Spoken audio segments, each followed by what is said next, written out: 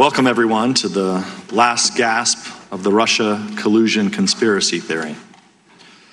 As Democrats continue to foist this spectacle on the American people, as well as you, Mr. Mueller, the American people may recall the media first began spreading this conspiracy theory in the spring of 2016, when Fusion GPS, funded by the DNC and the Hillary Clinton campaign, started developing the Steele dossier, a collection of outlandish accusations that Trump and his associates were Russian agents.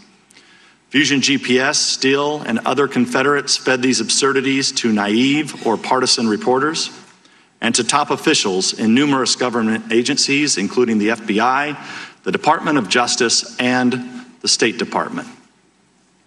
Among other things, the FBI used dossier allegations to obtain a warrant to spy on the Trump campaign. Despite acknowledging dossier allegations as being salacious and unverified, former FBI Director James Comey briefed those allegations to President Obama and President-elect Trump. Those briefings conveniently leaked to the press, resulting in the publication of the dossier and launching thousands of false press stories based on the word of a foreign ex-spy, one who admitted he was desperate that Trump lose the election and who was eventually fired as an FBI source for leaking to the press. After Comey himself was fired, by his own admission, he leaked derogatory information on President Trump to the press for the specific purpose, and successfully so, of engineering the appointment of a special counsel who sits here before us today. The FBI investigation was marred by further corruption and bizarre abuses. Top DOJ official Bruce Orr, whose own wife worked on Fusion GPS's anti-Trump operation, fed Steele's information to the FBI even after the FBI fired Steele.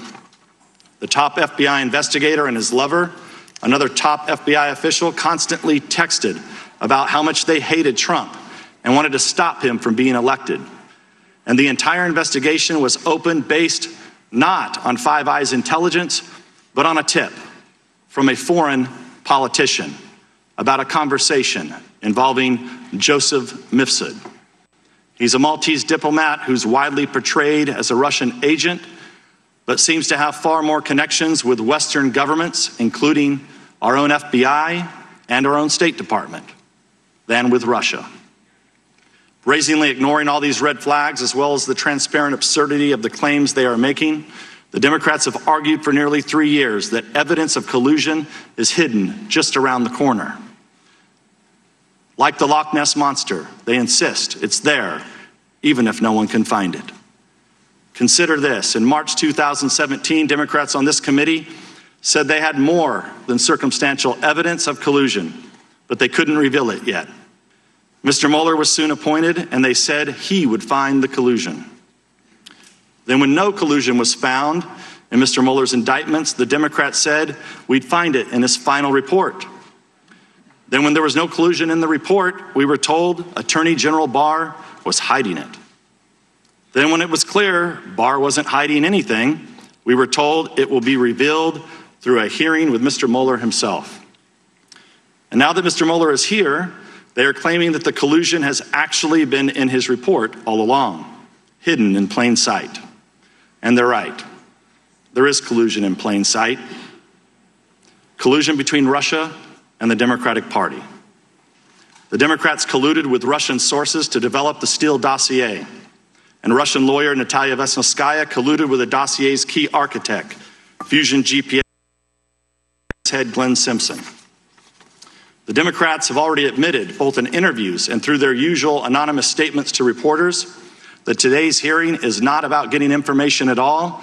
They said they want to, quote, bring the Mueller report to life and create a television moment through ploys like having Mr. Mueller recite passages from his own report. In other words, this hearing is political theater. It's a Hail Mary attempt to convince the American people that collusion is real and that it's concealed in the report. Granted, that's a strange argument to make about a report that is public. It's almost like the Democrats prepared arguments accusing Mr. Barr of hiding the report and didn't bother to update their claims once he published the entire thing. Among congressional Democrats, the Russia investigation was never about finding the truth. It's always been a simple media operation. By their own accounts, this operation continues in this room today. Once again, numerous pressing issues this committee needs to address are put on hold to indulge the political fantasies of people who believed it was their destiny to serve Hillary Clinton's administration. It's time for the curtain to close on the Russia hoax. The conspiracy theory is dead. At some point, I would argue, we're going to have to get back to work. Until then, I yield back the balance of my time. To ensure fairness and make sure that our hearing is prompt, I know we got a late start, Director Mueller. The hearing will be structured as follows. Each member of the committee will be afforded